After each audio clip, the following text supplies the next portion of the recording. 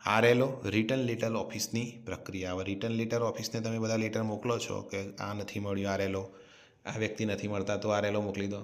તો આરએલઓવાળા પણ કંઈ પ્રોસેસ કરશે, તો ત્યાં શું પ્રોસેસ થાય છે એ જોઈ લઈએ. Refuse and article for diseased. જે આર્ટિકલ રિફ્યુઝ થઈ ગયા છે અને ડિસીઝના આર્ટિકલ છે, અસ્વીકાર કરેલા આર્ટિકલ અથવા મૃત્યુ પામેલ વ્યક્તિના આર્ટિકલ. જે રિફ્યુઝ કરેલા આર્ટિકલ છે અને મૃત્યુ પામેલ વ્યક્તિના આર્ટિકલ છે એ જોઈ લઈએ. એમાં શું કહેવા માગે છે? આવી ટપાલને એડ્રેસથી જાણમાં નથી તેમ માનીને મોકલનારની સરનામે પાછા મોકલવામાં આવે છે. બરાબર છે. જેમાં ડિસીઝ કેસ હોય અથવા તો રિફ્યુઝડ આર્ટિકલ હોય તો શું માનવાનું કે એનું એડ્રેસ જાણમાં નથી એવું લખીને આવી ટપાલ આપણે ક્યાં મોકલશું?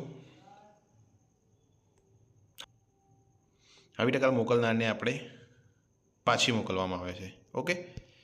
નેક્સ્ટ, જો મોકલનારનું સરનામું પણ કવર પર ના હોય, આરએલઓ ઓફિસમાં જશે, આરએલઓ ઓફિસ જોશે ઉપર કવરમાં, કારણ કે તમે એડ્રેસ પર કવર પર એડ્રેસ ના હોય ત્યારે આરએલઓને મોકલી હોય, તો આરએલઓ જોશે કે મોકલનારનું સરનામું કવર પર નથી તો શું કરશે? એને ખોલીને એના અંદર સરનામું શોધવામાં આવશે. તો ટપાલ ખોલવામાં આવશે ત્યાં, અને ટપાલ ખોલીને એના અંદર સરનામું શોધવામાં આવશે.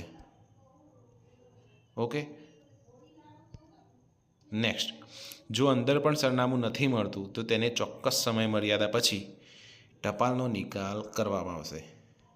જેને મોકલ્યું છે એનું સરનામું તો પહેલેથી નહોતું, પછી આરએલઓ એ ટપાલ ખોલીને અંદર સરનામું તપાસશે.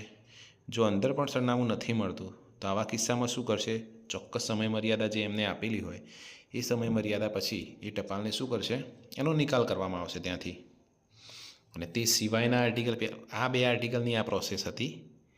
જે રિફ્યુઝ અને ડિસીઝ કેસના આર્ટિકલ હતા એની પ્રોસેસ હતી. હવે એના સિવાયના જે બધા આર્ટિકલ છે એની શું પ્રોસેસ છે એ જોઈએ. શું કહે છે અહીંયા? આવી ટપાલમાં પહેલાં પ્રાપ્તકર્તાનું સરનામું શોધીને ત્યાં મોકલવાનો પ્રયત્ન કરવામાં આવે છે. જો રિફ્યુઝ હોય એટલે એને પ્રાપ્તકર્તાને મોકલવાનો જ ના હોય, અને મરી ગયેલા હોય એટલે એ જગ્યાએ પાછું મોકલવાની જરૂર નથી. એના સિવાયના આર્ટિકલ કયા હશે? નોટ ફાઉન્ડવાળા આર્ટિકલ, કે જ્યાં તમારે પ્રાપ્તકર્તા મળ્યા નથી, અથવા ઇનકમ્પ્લીટ એડ્રેસવાળા આર્ટિકલ, કે જે એડ્રેસ ઇનકમ્પ્લીટ છે ને તમે ત્યાં પહોંચી શક્યા નથી. તો આવા આર્ટિકલમાં શું કરશે? પ્રાપ્તકર્તાને શોધવામાં આવશે, એનું સરનામું શોધવામાં આવશે અને પછી ફરીથી એને મોકલવાનો પ્રયત્ન કરવામાં આવશે. નેક્સ્ટ શું કહે છે? પ્રાપ્તકર્તાનું સરનામું નથી મળતું. હવે જેને લેવાની છે ટપાલ એનું સરનામું અંદરથી નથી મળતું તો પછી એને શું કરવાનું? જાણમાં નથી તેમ માનીને મોકલનાર પોસ્ટ ઓફિસને પાછું મોકલવામાં આવશે. બરાબર છે. એનું એડ્રેસ ના મળે તો જે ઓફિસે મોકલી હોય એ ઓફિસને પાછું મોકલવાનું. જો ટપાલની અંદર મોકલનારનું સરનામું નથી મળતું, બરાબર છે, મોકલનાર ઓફિસમાં મોકલવા માટે જે ઓફિસથી આ બુકિંગ થયું હોય ત્યાં મોકલવા માટે સેન્ડરનું એડ્રેસ જોઈએ. પણ સેન્ડરનું એડ્રેસ બહાર હોય તો ઠીક છે, જો નથી હોતું તો પાછું ફરીથી આના અંદર ટપાલની અંદર એને ચેક કરવામાં આવશે.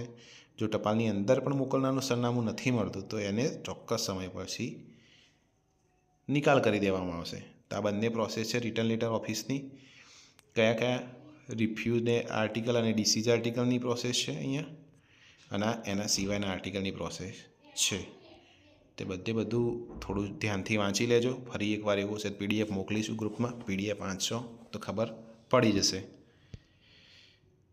નેક્સ્ટ જોઈએ.